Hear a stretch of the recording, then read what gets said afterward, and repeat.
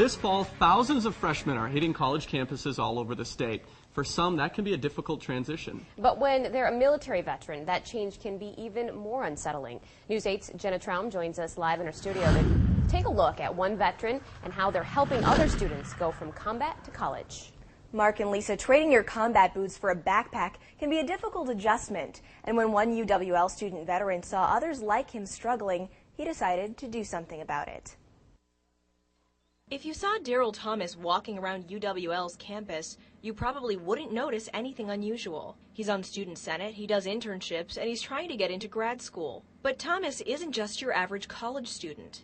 He used to be in the Navy. And in 2008, he went from spending his days in submarines to spending his days in classrooms. Whenever I tell somebody I'm 25, 26, they're like, seriously?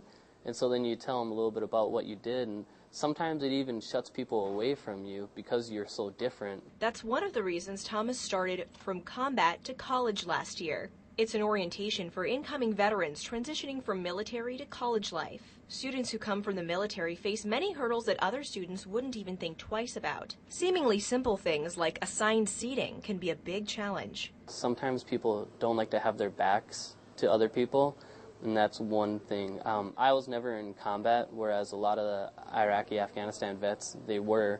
So that's one of the things that a lot of people face. Psychology professor Carol Oyster is the advisor for UWL's Student Veterans Association. She says one of the biggest adjustments for student vets is the lack of structure in college life. The military is an extraordinarily structured environment and existence. They are told what to do, when to do it, how to do it. They are fed, they are clothed, they are housed.